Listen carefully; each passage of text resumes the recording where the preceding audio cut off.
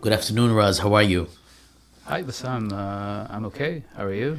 I'm good. I'm good. I am very excited that you are with us today to address a set of important topics to follow up on our conversation about your background and intellectual influences, and more than that, actually.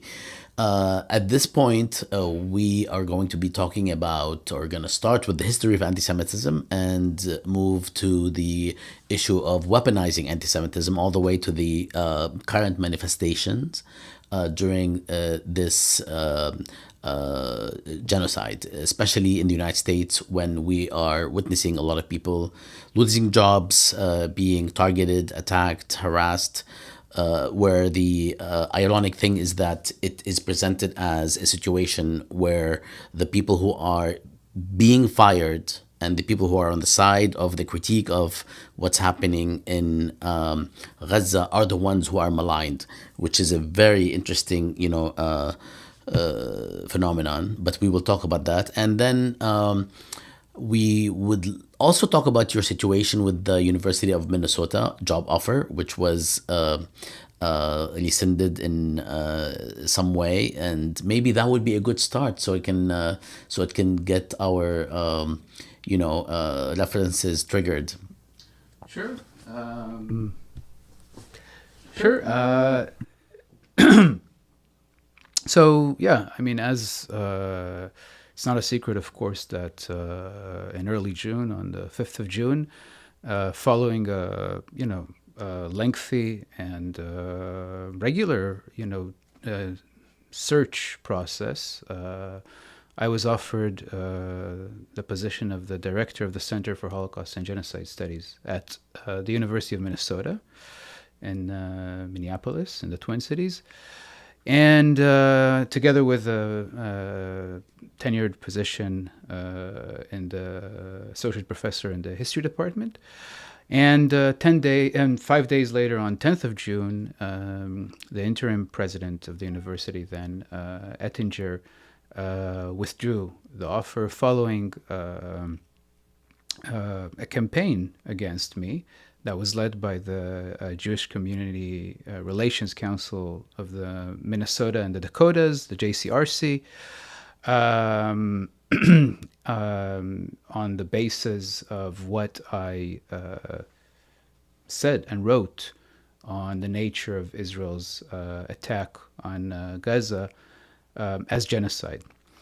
The pressure, as I said, worked, because very quickly, 5 days later, on 10th of June, Ettinger withdrew this job offer. I mean, there's a lot to say about this, and I've written and spoken about it previously, and others have written and spoken about this. But the key point, I think, to make that's relevant for our discussion today on anti-Semitism and its weaponization and the struggle against anti-Semitism and the weaponization of the struggle against anti-Semitism, because that's really what's weaponized here, right? What's weaponized is a struggle against anti-Semitism, is that the withdrawal of the offer was not based in any way on my academic and professional credentials, which were actually the basis for the offer, right? It was based purely on what I said and wrote about Israel's attack, genocidal attack on Gaza. So one thing to say about this immediately and quite obviously is that this is a First Amendment issue, right? This is a crude violation of First Amendment rights, and of course, crude violation of academic freedom. Because, of course, I'm speaking about Israel's genocidal assault on Gaza from a professional and academic perspective, right, as a scholar of genocide. So these two kinds of attacks on First Amendment rights and then on academic freedom are quite obvious in this case. And it's important, of course, to stress that some people have said, well, we have two pieces here. We have the academic position in the history department, and we have the center directorship, and the center directorship is kind of an administrative position. So is it actually protected by academic freedom? And the answer is actually yes, absolutely. And even higher administrators in the University of Minnesota have admitted that the center directorship is actually a faculty position as well, right? It's a faculty member who's the center director. So in that sense, yes, it's also protected by academic freedom. And the person holding this position is, tasked with creating programming and other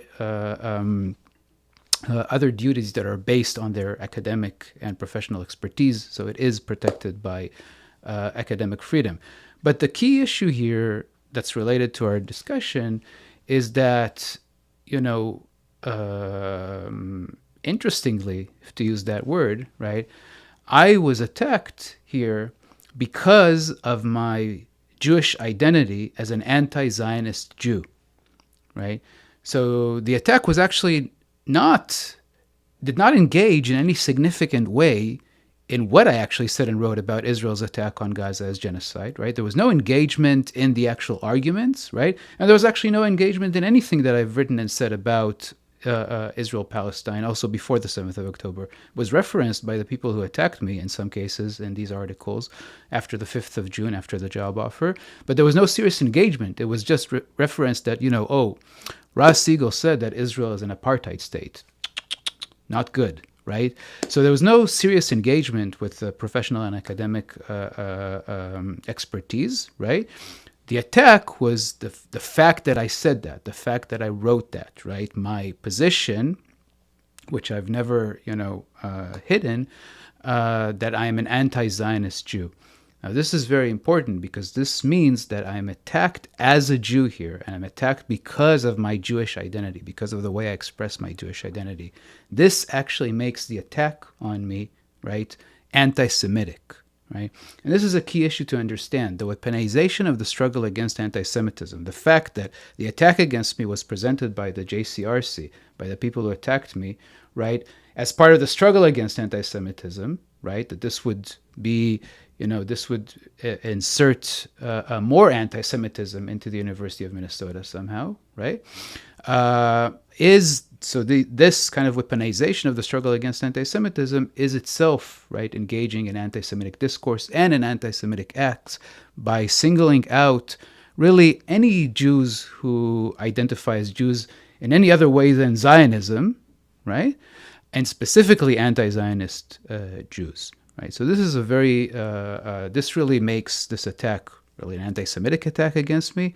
It really makes the move of the University of Minnesota here a discriminatory move, right? A discriminatory anti-Semitic move against me as an anti-Zionist Jew. And in this way, it very much relates to what we're going to be talking about today. All right, let's move back a bit in history and talk a little bit about the history of anti-Semitism as a prelude to what has transpired henceforth, not least what we are witnessing today. Yeah, so, in order to understand the struggle against anti-Semitism, in order to understand the weaponization of the struggle, really in the last 25 years, this is a project that has been going on. It's an Israeli project that has been going on for at least 25 years. We'll get to that. Then we have to understand something about the history of anti-Semitism itself, right? And what I want to point out here very briefly, right, is we can't understand anti-Semitism as a truly modern phenomena, right? So I'm explicitly here trying to suggest that we, talking about this framework of quote unquote the longest hatred, for example, right? That always people have hated Jews throughout history, from antiquity to the present, that somehow we can talk about anti-Semitism from ancient Egypt all the way to critique of the state of Israel today, that everything, right, and everywhere is anti-Semitism, right, is a very big problem because there are actually very specific elements of anti-Semitism that make it a specifically modern phenomena that are different from past manifestations of anti-Jewish ideas and anti-Jewish violence, anti-Jewish animosity, and so on and so forth. And it's also important, of course, to say that if we take, a very long span of time, as I said, for example, from ancient Egypt to today, right, and say that all these phenomena we can group under this concept of anti-Semitism, then it's completely decontextualized view. History doesn't matter, right? No time, no place, no specific interactions, policies, unbelievable changes in the span of time, right? So it's kind of like a decontextualized view that aspires to explain everything, and as we know in these cases, it ends up explaining nothing, right? So it's very important to focus on anti-Semitism, this use of the term, which really emerges, right, in the late 19th century in a very specific context in Germany, the German Empire at the time, among people who call themselves proudly anti-Semites, right, and they actually have a very specific political goal that is to reverse Jewish emancipation in Germany, and then this spreads also to Hungary, then as part of the Austro-Hungarian Empire. So to reverse Jewish emancipation, that is the gradual process throughout the 19th century of Jews becoming more and more equal citizens, right? These anti-Semites say, no, we have to return Jews to their place, quote unquote, right, as second-class citizens at best, tolerated and so on and so forth, but not equal in any way. And this is a very important. So this emerges, as I said, in late 19th century in German among people who call themselves proudly anti-Semites, right, and they have a specific political goal. And this is important because it ties into the rise of nationalism, right? And it really becomes very, very important after World War I, with the collapse, actually, of the imperial world in Europe and the rise of the nation-state system after World War I. And this nation-state system emerges with ideas about nationalism that are exclusionary and discriminatory. That is, the nation, right, has a state in a bordered territory, right? And the state belongs to the nation, right? And therefore, any other people who live in that bordered area that are not part of the nation, and that could be Germans, Hungarians, Poles, whatever, then they essentially immediately become, right, people who don't really belong where they are and where they had always lived in many cases and where they had lived for generations, right? They become foreign, right? Foreigners, and more they also are seen, right, by the dominant nation and its leaders as threats, as dangerous, as security threats, right? So the emergence of this exclusionary nation-state system is absolutely essential to understand modern anti-Semitism, because, of course, Jews in the system, but not only Jews, right? But Jews, and we can also think about another group that was, by the way, a key victim of the Nazis and their allies, Roma, right?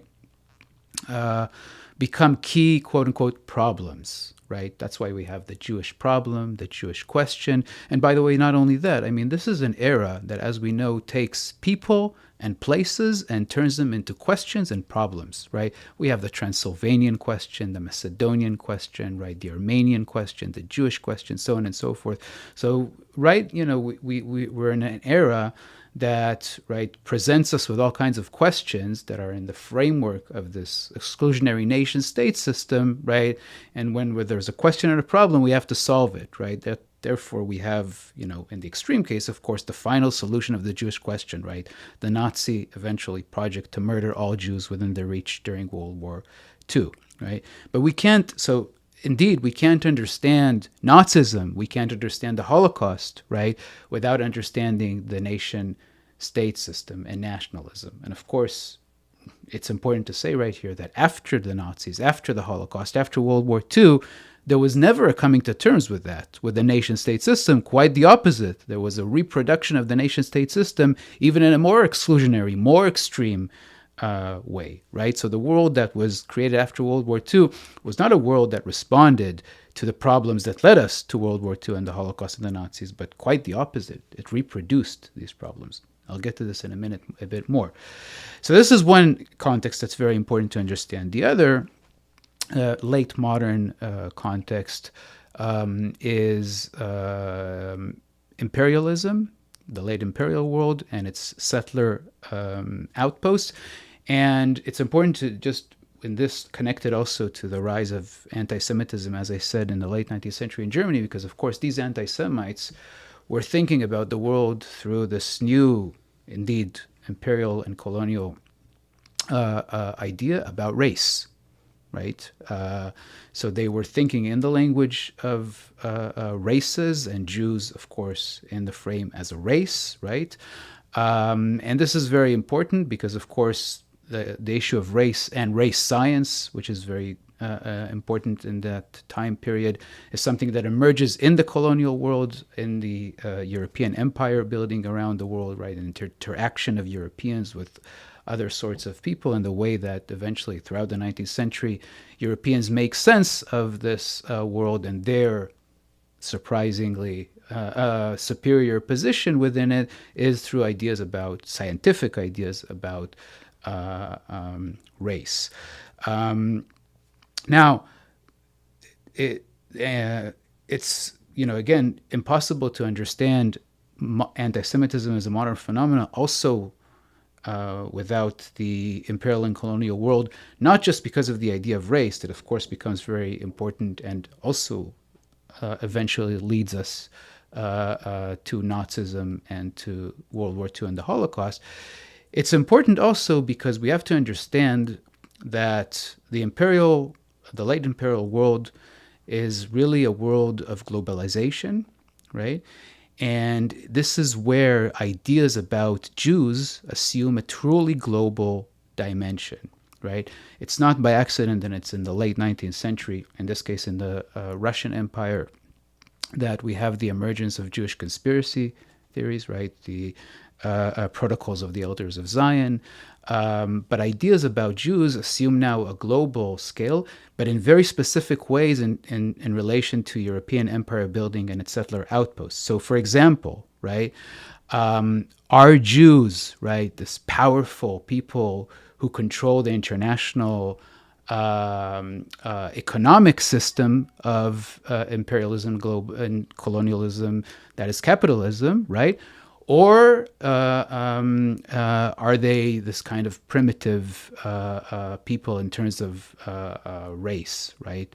And specifically, we can think about, for example, German Jews, this kind of inferior people according to race thinking, right? Or are they, as many of them were, actually part and parcel of German colonial administration in Africa, right? Because German Jews, who saw themselves first and foremost, of course, most of them as Germans, right? And proud and patriotic Germans, actually thought that the German colonial project in Africa, which was, of course, genocidal and very violent, right, was bringing European and specifically German civilization to Africa, right? So are they an inferior race, right? Or are they part of the German colonial imperial project in Africa, right? Are they powerful people that control the economic system around the world, this global economic system, right? Or are they actually related to their Arab-speaking neighbors in French and Italian colonial occupied North Africa, right? All these contradictions that emerged, of course, in relation to ideas about Jews, we can't understand them without the late imperial world and its settler outposts. And it's not by accident that if we take, for example, the case of France and Italy and their occupations in North Africa, that it's French and Italian settlers in North Africa that are at the forefront, right, of enacting anti-Semitic policies against Jews, not just in the French and Italian occupied areas in North Africa, but also in the center, right, in France, and in Italy, right? And this is what so the way that I call this context, right, in a recent article, is settler anti-Semitism, right? And I say, because we can't understand anti-Semitism, one, according to the nation-state system as a late modern phenomena, but also, right, in the framework of the late imperial world and its settler outposts, right, I think that we have to, in order to highlight this, I call this phenomena settler anti-Semitism. Come back to this in a minute as well. Now, all this is to say that from the emergence of anti-Semitism as a truly modern phenomenon in the late 19th century, as I said, and primarily in Germany, in the German Empire at the late 19th century, the struggle against anti-Semitism, because with anti-Semitism, right, that was, as I said, people announced themselves proudly as anti-Semites. There also emerged a concerted effort among Jews and among other people who supported Jews of struggling against anti-Semitism, right? And we have to understand that the struggle against anti-Semitism, so in the last, 150 years, say, right, to take this kind of broad view, right, essentially is a struggle, right, and certainly until World War II and the Nazis and the Holocaust, right, is a struggle to protect a people, Jews, right, from discriminatory and exclusionary and violent and eventually extremely violent states. Okay, that's we have to understand, it may seem self-evident, right, but we have to say this because the weaponization of the struggle, right, in the last 25 years, which was in essence, again, the project to protect a people from states, from violent exclusionary states. The weaponization of the struggle turns this on its head, creates a world turned upside down, and says, no, no, no. Now, the struggle against anti-Semitism, which is an Israeli state project in the last 25 years, right, is actually to protect a state, Israel, a self-proclaimed Jewish state, but a state, right, from critique of its discrimination and exclusion and violence and eventually extreme violence against a group, Palestinians, right? So the focus now becomes not a people, Jews, but actually a state, Israel, right? So it's a world turned upside down. This is the essence of the weaponization, basically the conflation, okay, of a people and a state, Jews and Israel. Now, yes, Israel is a self-proclaimed Jewish state, but as we know today, 21% of its citizens, primarily Palestinians, right, are not Jews. Israel emerged precisely as the nations, in the frame of the reproduction of the nation-state system after World War II and the Holocaust. So it emerged as a nation-state, and in order to be absolutely clear about this, in 2018, as we know, it also enacted a basic law. Israel doesn't have a constitution, so it has a set of basic laws to replace a constitution, right? It enacted a new basic law, the Jewish nation-state basic law, that, by the way, employs specifically settler colonial language in order to say that Israel is a nation-state for Jews, right? And anyone else, basically, is a second-class citizen in effect, right? Actually, in law, in basic law, which is basically really the Israeli version of constitutional law, right? So Israel is a self-defined nation-state, right? And the conflation of a people, Jews, and a state, what it does is it also reaffirms this exclusionary framework, right? When we buy into the conflation of a people and a state, right, we actually say, yes, Palestinian citizens of the state of Israel, not even talking about millions of Palestinians under decades of Israel occupation and siege and oppression, right, in the occupied West Bank and East Jerusalem and the Gaza Strip, but the citizens of the state, right, are not actually really, right, don't really have the status of citizens. They don't really belong in the. So all the ideas about the nation state and the people who don't really belong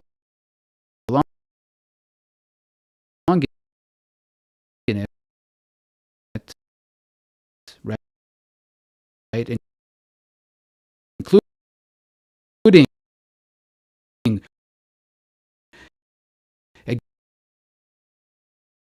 against Jews and Roma and others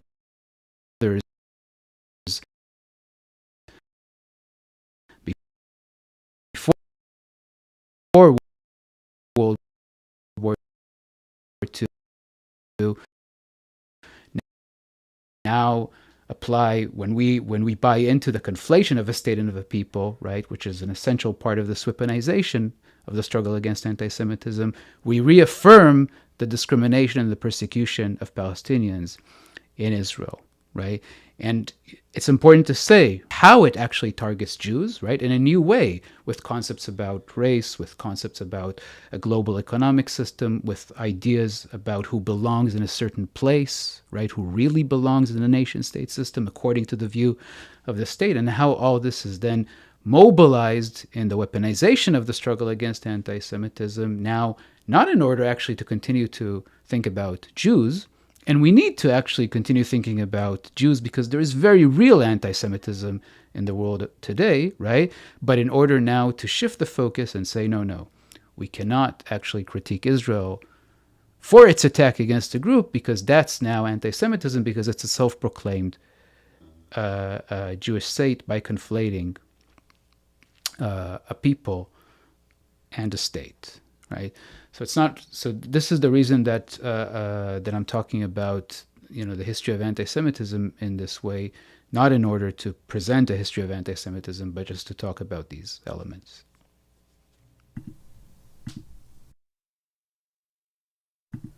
Thank you, Raz. This is,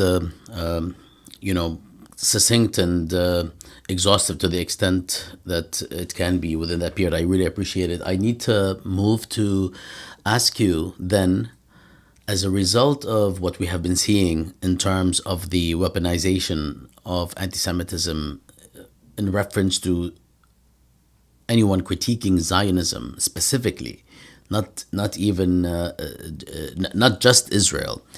What gives this claim gravity that if you critique Zionism, almost as opposed to or different from if you critique Israel, you are already anti-Semitic, Semitic, and this is something that we saw various institutions, individuals juggle, right, going back and forth, and then it seemed that you could critique Israel, and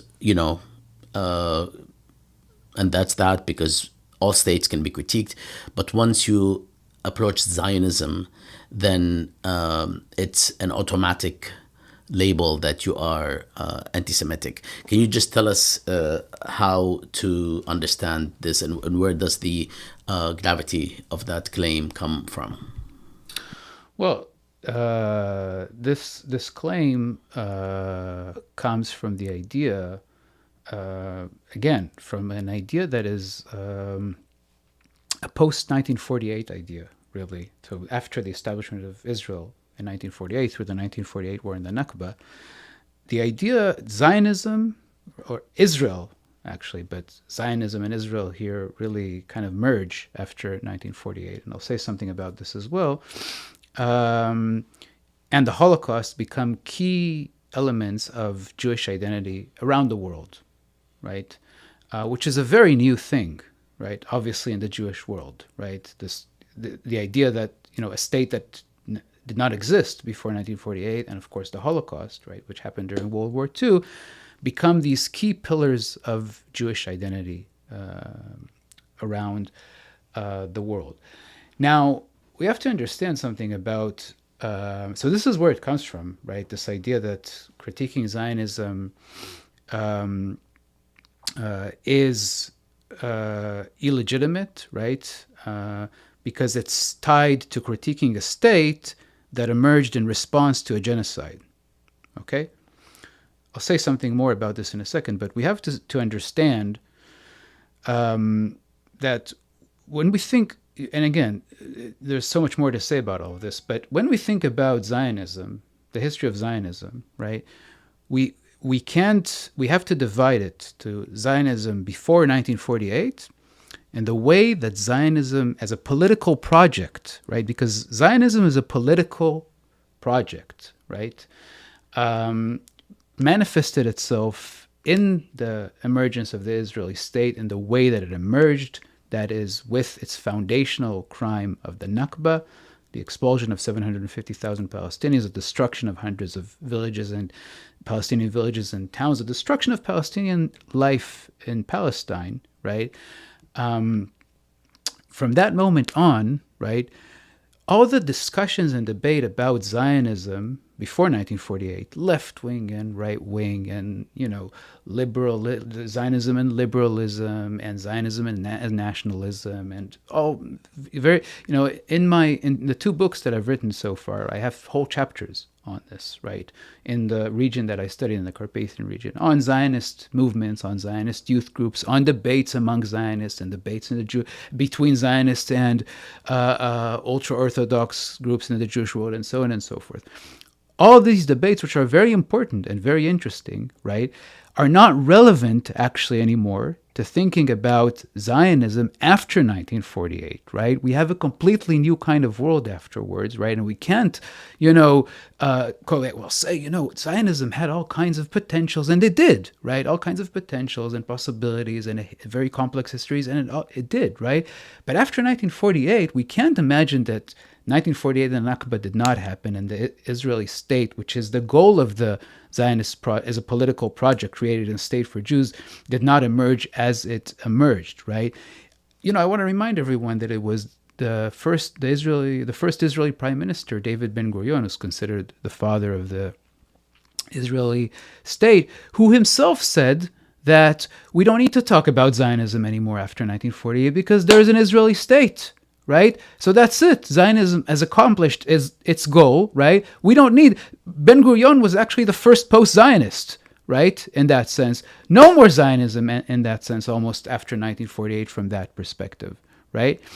So so it's very important to understand that when we talk about Zionism after 1948, right, we are... And the way that it's also seen as, tied, obviously, to the emergence of the Israeli state, also as a response to the Holocaust, right, to genocide, then we are not talking about, right, a Jewish identity in the sense that if you criticize a Jewish identity, right, it is an anti-Semitic move, right?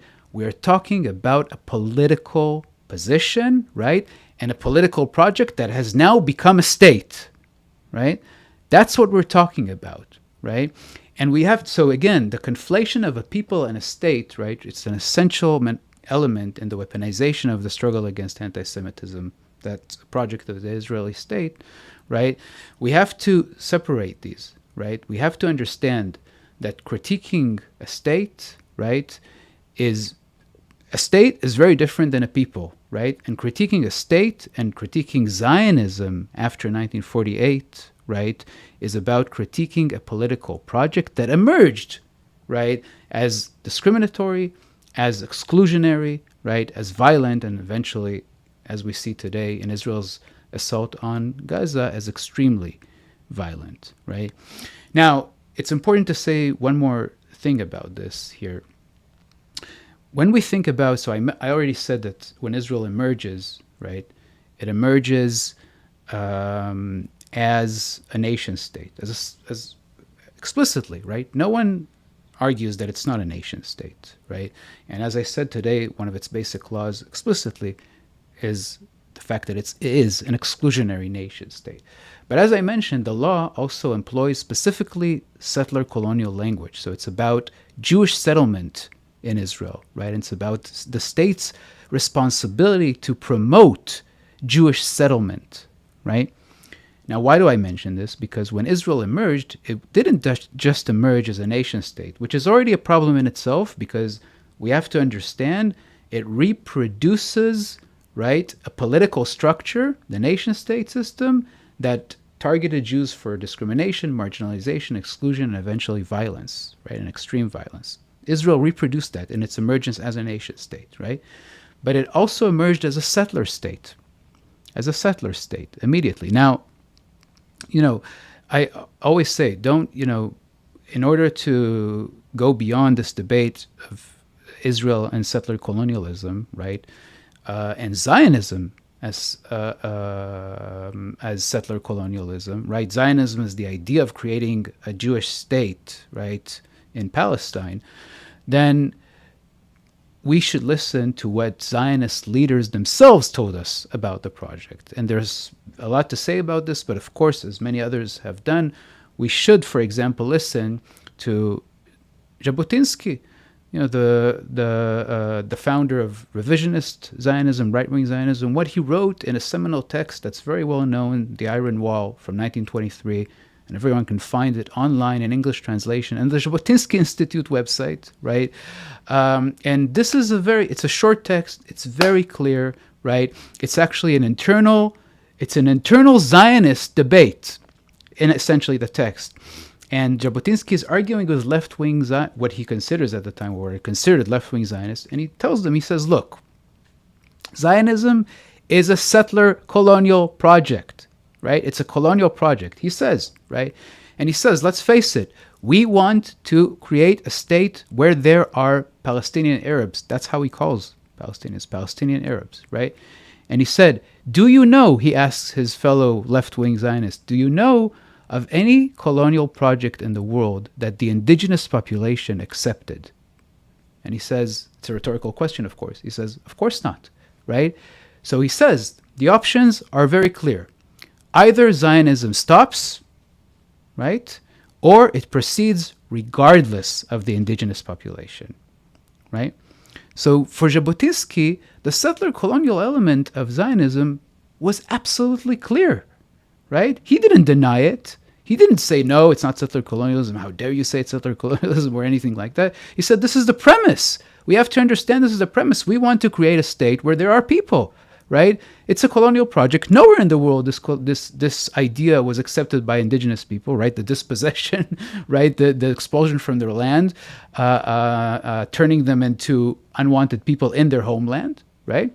And therefore, either we don't do Zionism, right? Or we do it regardless of the indigenous population. Now, Israel was established as a settler state, and it's now become, manifested in its basic law, its constitutional law, as a nation state as well, which tells us that it was established at the intersection of the nation state system and settler colonialism. Both of these political structures and processes, as I said, were very, very significant in the targeting of Jews for marginalization, for exclusion, for violence, ultimately for extreme violence. So Israel reproduced, actually, right, the political structures of anti-Semitism. In a way, Israel, as a settler state, right, actually reproduced what I call settler anti-Semitism, right?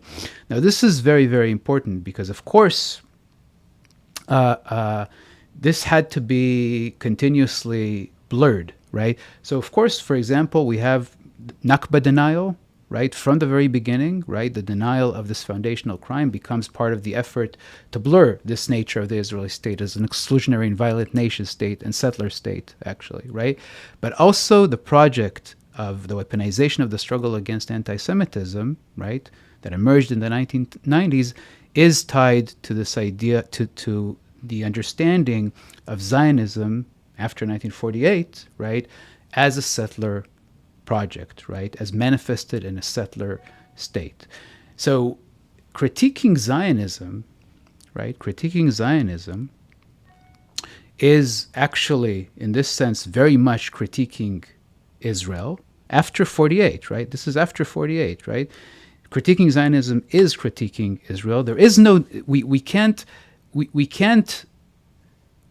for academic purposes, of course, we can delve into the debates about Zionism before 1948. But in the world around us today, after 1948, we can't anymore say, let's talk about the potentials of Zionism, right? Because Zionism already manifested itself in a very concrete way in the creation of Israel through the Nakba as an exclusionary nation settler state, right? Now, on the other hand, anti-Zionism in the Jewish world, which is as old as Zionism, right, and in many cases, was a legitimate and in many cases widespread view actually among Jews, right? And also continued to exist after 1948, of course. By the way, also in some cases in Israel itself, right? Anti-Zionist Jews.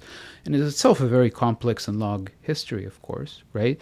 But now we're in a situation, right, that tells us that basically if you're an anti-Zionist Jew, right, then you become an anti-Semite, right? So again, which is my experience, right?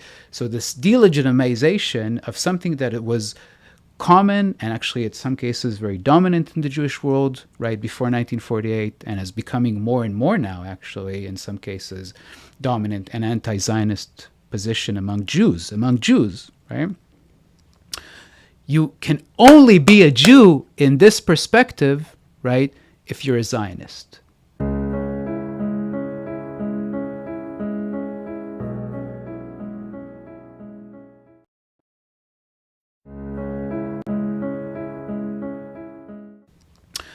You can only be a Jew in this perspective, right, if you're a Zionist, right? And this is a key, actually, element of the weaponization of the struggle against anti-Semitism as it became kind of enshrined in the IHRA, the International Holocaust Remembrance Alliance working definition of anti-Semitism in 2016, and its accompanying 11 examples, 7 of which deal with Israel, that basically it conflates, right, Jews and Zionism, again, Jews and the state of Israel, in a way that means that you can only be a Jew today, right, if you're a Zionist, if you identify in some way positively with the state of Israel, which is absolutely ahistorical, right, completely ahistorical, of course, right, but as I said at the beginning, is actually in itself anti-Semitic, because this actually is an assault against the Jewish identity, right, that is, of course, tied to resistance to a political project, but it's not in itself a political project, right? And again, goes back to this distinction between a people and a state, right? So this is all very important in order to understand that no critique of Zionism today, right, is legitimate. It's a critique of a political project. It is critique of a state, and also, again, reminds us how Zionism, as tied to the state after 1948 and the Holocaust, right, became pillars of a Jewish identity, and how important it is because Jews continue to live, of course, in many places around the world, right? Many, also after the Israeli state emerged. So what shall we say? Shall we say, as actually both President Biden and former President Trump told American Jews in various ways, right, that they are actually Israelis, right? Both of them, both Biden and Trump, told American Jews, right, in various ways, right, sometimes more explicit, sometimes less explicit, that they really are, that their state is really, that is really Israel. That's actually anti-Semitic, right, because that plays into immediately the double loyalty anti-Semitic idea, right? So American Jews are not actually Americans, right?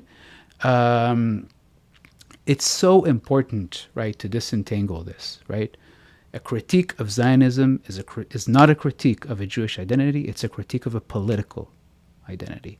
That's the key here. Is there a version of Zionism prior to 1948 that doesn't involve settler colonialism? We have to understand that, yes, Zionism emerges also in response to anti-Semitism, right? To the exclusion of Jews, as I explained, right? Absolutely, right? But we also have to understand, right, that there were actually forms of Zionism in terms of, we can say Zionist ideology if we want, and we can say Zionist, organizing and various Zionist groups, right? That did focus much more, right, on Jewish life where Jews had always lived, right, in the places where they had lived, right, rather than on the project of creating a Jewish state, right?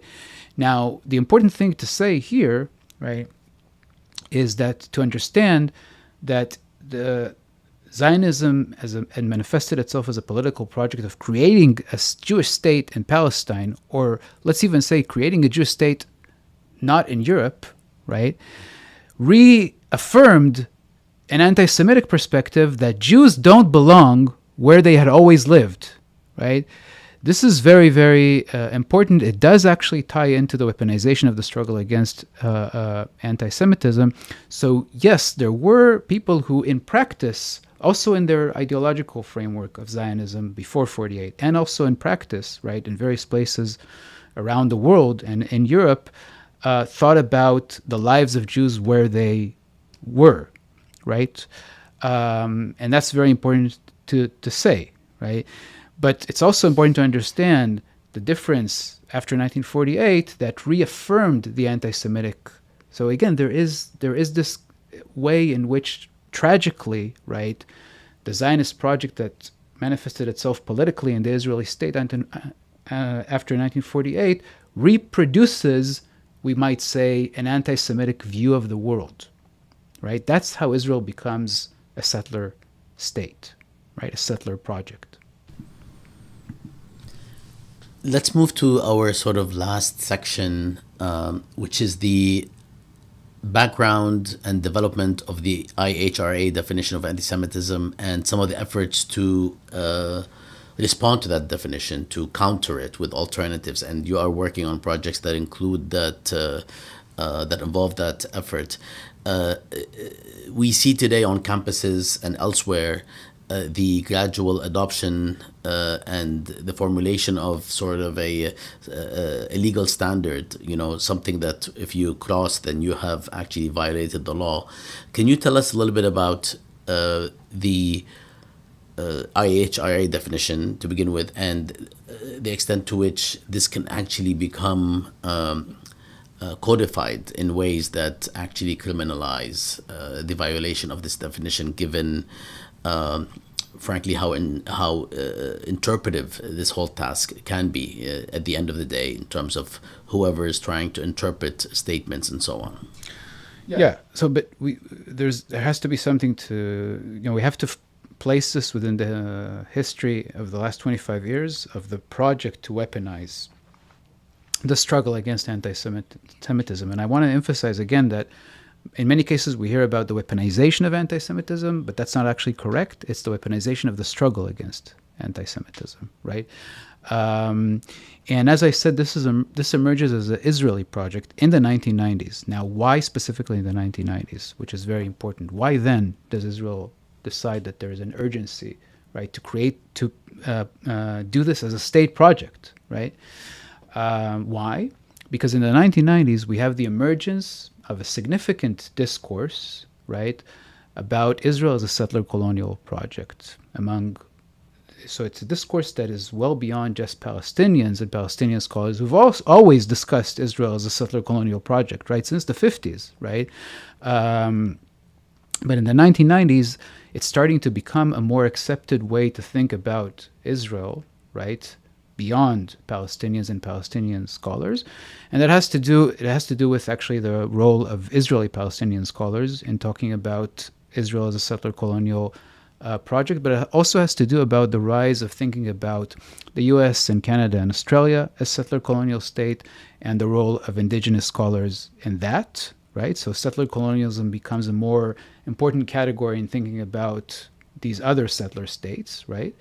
And there's actually in the 1990s there's starting to be more and more discussion about oral histories of the Nakba, right?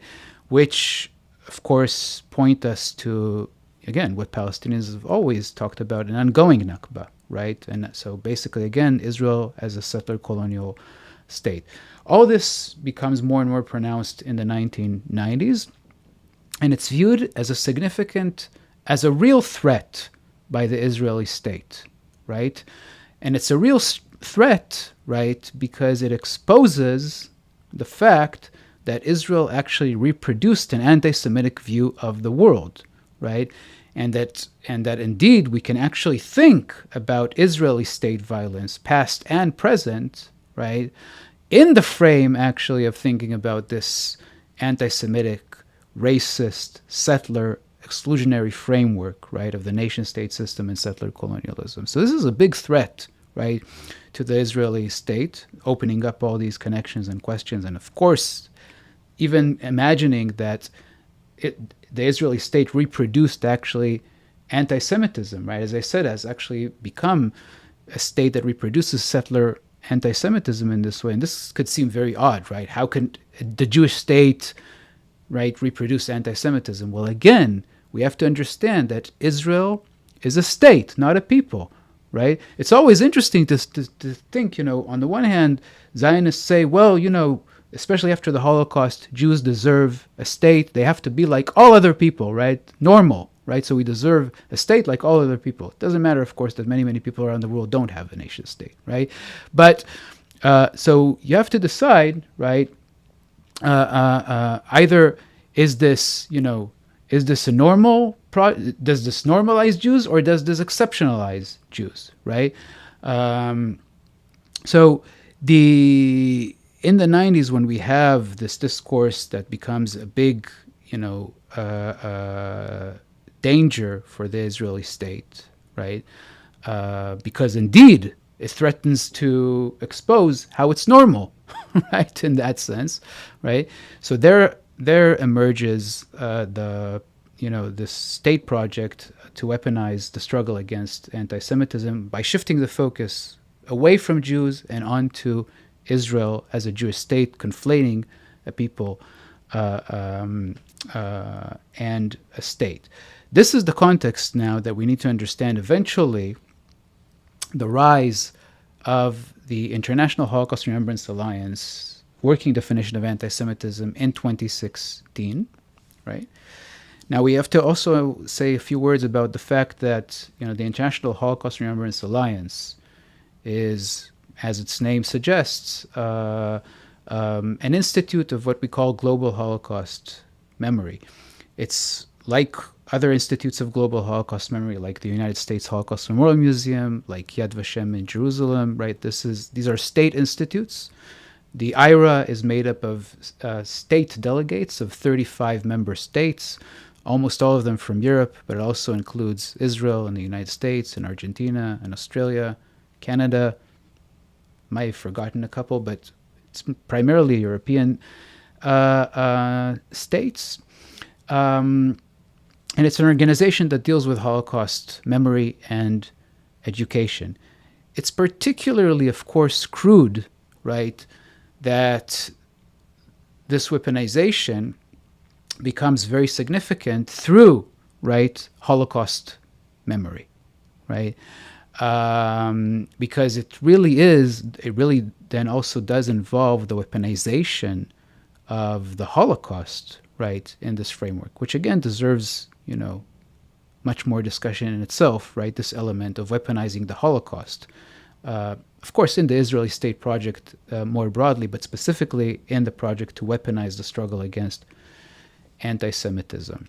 And it's important, of course, to put this on the table because the IHRA working definition is in the framework of an organization that deals with Holocaust memory and education. And of course, the definition itself has a longer history, and it's important to say what many people have said, right, that one of the people who drafted the initial definition that eventually became the IHRA definition in 2016 was Ken Stern, who was a major figure in the American Zionist world, right?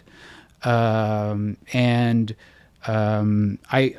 once invited Ken Stern together with Joyce Ajlauni, who's a Palestinian American, to have an event about the weaponization of the struggle against anti-Semitism and the IHRA definition. And in one point in this, it was a Zoom event with Joyce and with Ken, at one point Ken said, I don't remember exactly what was the context, he says, I'm a Zionist, right? And it's actually very important. He says that a lot, actually, in these kinds of events. It's actually very important because Ken Stern, who was one of the people who drafted the original definition, right, has written since the IHRA definition was adopted in 2016, right, that he completely opposes this weaponization, right? So a Jewish American Zionist who was very, very important in the drafting of what became in 2016 the IHRA working definition of anti-Semitism, opposes it. Why does he oppose it? Why has the IHRA working definition of anti-Semitism created such a rupture in the Jewish world? Why has it created such a debate in the Jewish world, right? We need to understand there is a massive disagreement, right, in the Jewish world about the IHRA definition of anti-Semitism, right? There's no agreement about this, right? I mean, there's really no agreement about anything in the Jewish world, of course, but there's no agreement about that as well, right? So why has it created such a disagreement? What is the IHRA definition of anti-Semitism? So, as everyone can see online, the definition includes two main pieces. One is the definition itself, which is very vague, actually. It's not really a definition, but it's not the problem, right? The problem is that it has 11 examples attached to it, right? And they're considered an integral part of the definition. And 7 of the 11 examples are about Israel and about Zionism, not about Jews at all, right? In that way, the definition, what it does, right, is indeed conflates a people and a state. It does what it aims to do. That is to shift the focus away from Jews and onto a state, and in that sense, to police, right, what people can or cannot say, even before we come to the legal issues, right, incorporating into the definition into law. But just because anti-Semitism is such a significant discourse in the West, right, and unless you're a proud anti-Semites, as the original anti-Semites were, right, then people don't want to be identified, God forbid, as anti-Semites, right? And in some places in Germany, for example, it could cost you your job, right? So it's a very powerful discourse, right? And once you shift the focus from Jews to Israel, right, and you say that a critique of Israel basically is anti-Semitic, right, then that has very significant power. It intimidates, it silences, it polices speech. Now, people will say, well, let's look at the IHRA definition. It says that a critique of Israel that is like any critique of other states cannot be considered anti-Semitic, right? So it has this language in before the examples, right? But then what happens? We look at the examples and we say, one of the examples says, for example, that if you talk about Israel as a racist state, right, that's anti-Semitic. But wait a second. I can talk about the United States as a racist state. So many people have talked about the United States as a racist state, right? I can talk about Canada as a racist state. I can talk about Australia as a racist state. I can talk about Germany as a racist state. So why can't I talk about Israel as a... Why is that anti... So again, we come back to this, is the project of creating a state for Jews normalizing Jews, or is it exceptional? So the idea that there are double standards, that we single out Israel for critique, it's exactly the opposite. The IHRA definition is a double standard. It tells us that we cannot actually, contrary to the language before the examples, that we cannot actually critique Israel like we critique any other state, that it's racist, even though there is a library of research, right? Documented, the documented reality about Israeli racism, past and present, right? We can't refer to it, right? All these scholars, many of which are Israelis and Jews, by the way, right, who've written about this, right, are anti-Semites, right? Now, notice another thing that happens with this example about racism, right? What is, of course, at the core of settler colonialism? Racism, right? So this is a very interesting way of saying that you can't say that Israel is a settler colonial state without even mentioning settler colonialism, right? We don't even mention it. We just say you can't say that Israel is a settler state, is a racist state. That's anti-Semitic. It's contrary to the text of the definition itself. It's a double standard. It exceptionalizes Israel, right? And it polices speech. It intimidates. It chills. It creates the conditions that people will say, this is too dangerous, right? I'm not going to get into it as well, at all, right? By conflating, again, this conflation of a people and a state, right? Now,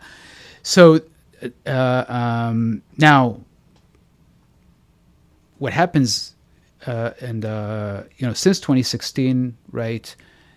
This campaign, right, for the IHRA definition to be adopted by universities, by companies, by cities, by school districts, has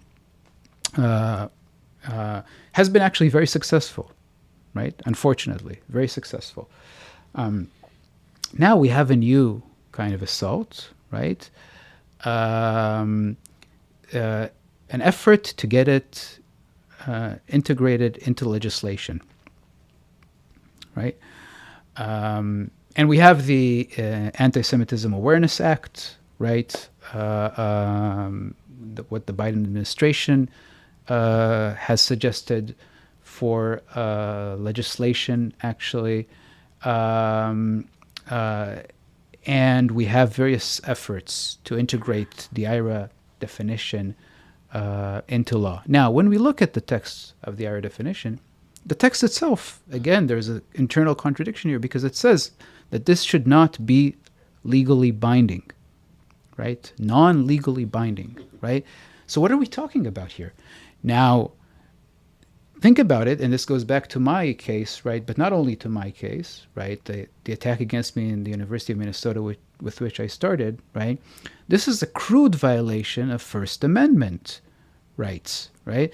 I mean, besides the distortion, as I explained, that's inherent in this weaponization, right? Israel is not a racist state, right? Even though we know that it is founded as a racist state, right?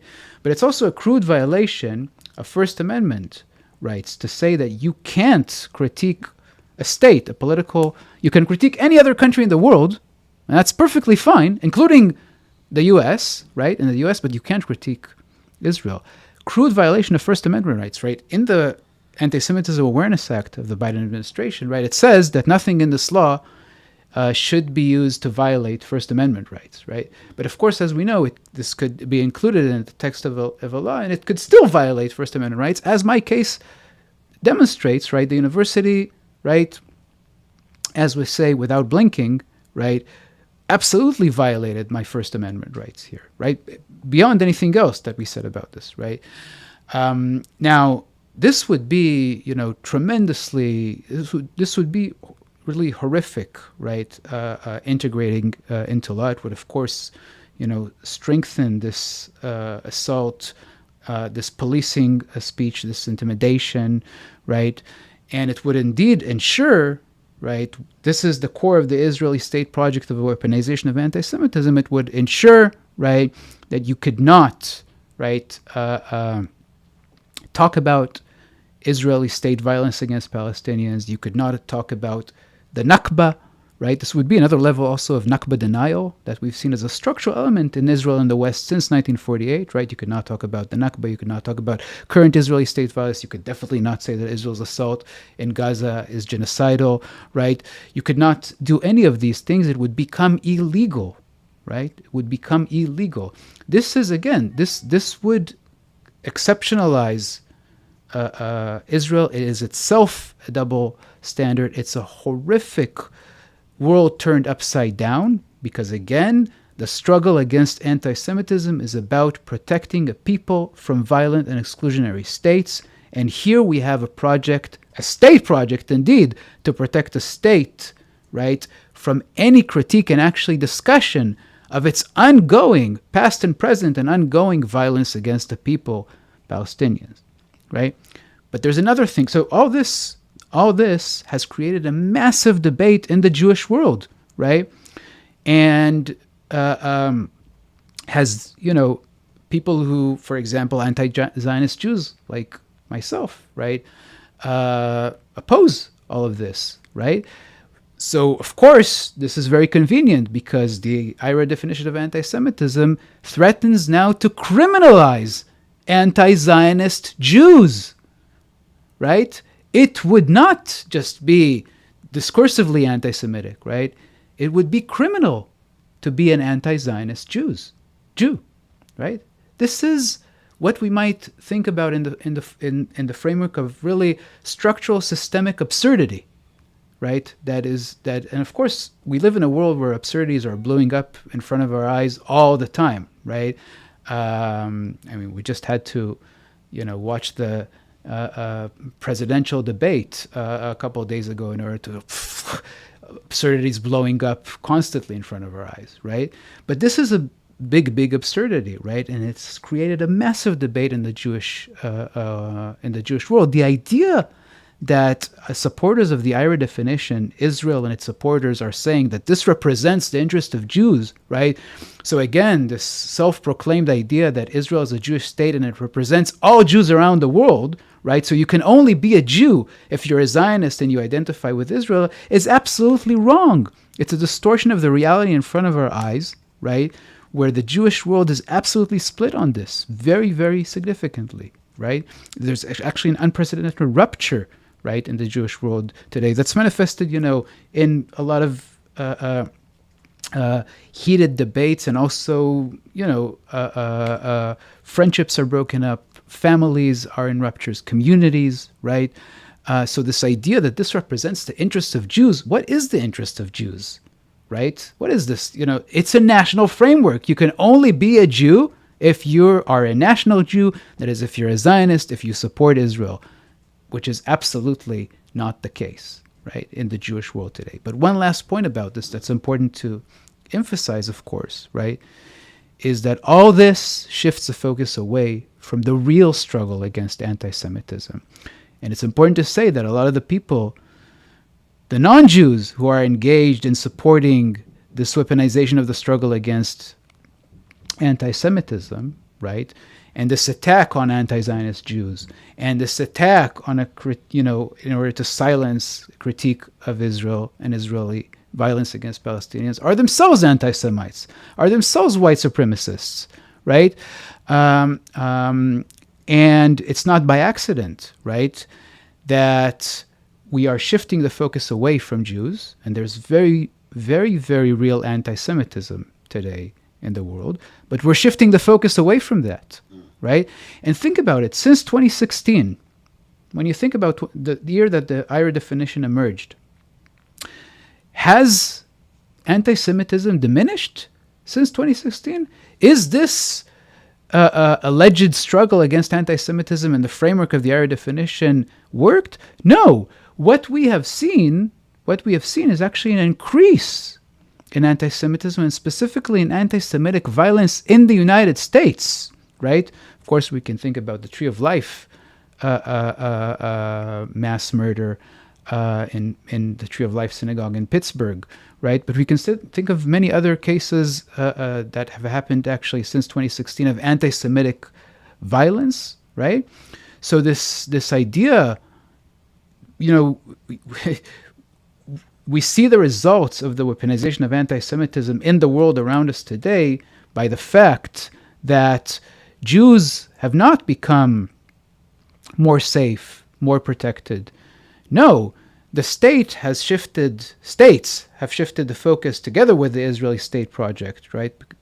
Together with Israel and its supporters, from protecting Jews, right, to protecting a state, and especially shifted the focus away from thinking about Jews in any other way than as in the national framework that a Zionist as identified with Israel. And that's why it's not by accident that this whole project now indeed threatens, for example, and Jews who have identities of any other identities except Zionism, and particularly anti-Zionist Jews, this actually puts them in very specific danger, right? Doesn't protect them at all, right? It puts them in danger. It targets them.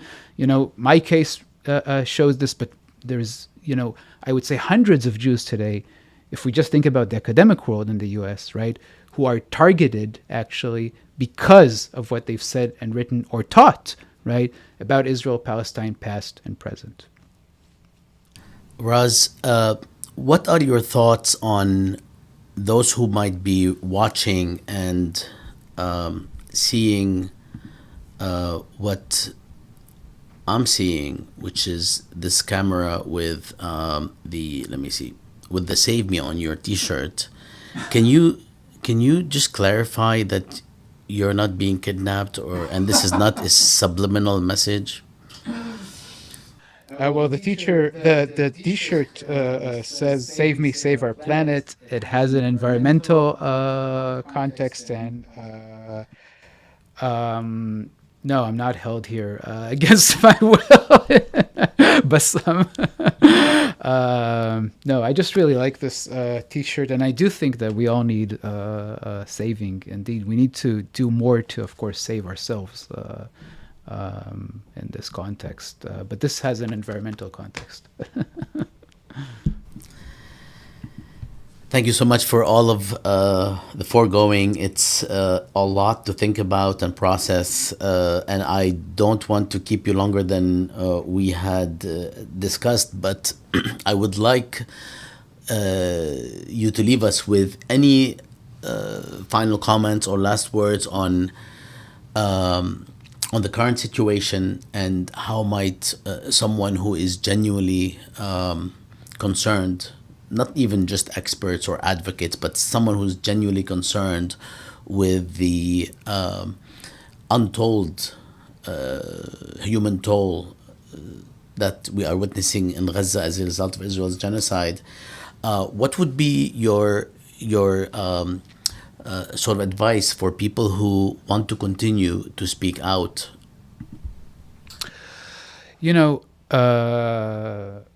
I think that what we're seeing is it's a very horrific assault on documented reality.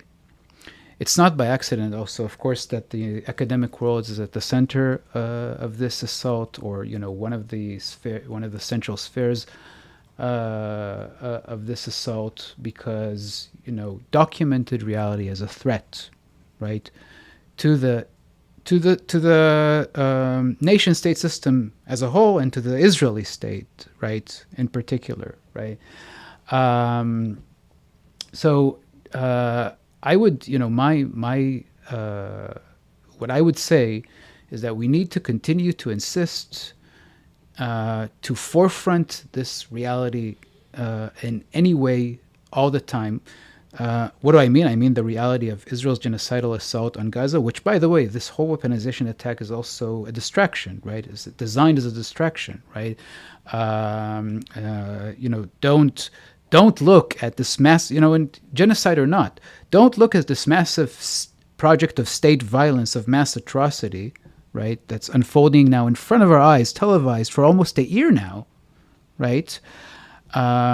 With horrific, just the recent, right, dropping of a massive bomb on forcibly displaced Palestinians in the last few days, right, in a tent area full of tents with forcibly displaced Palestinians, right?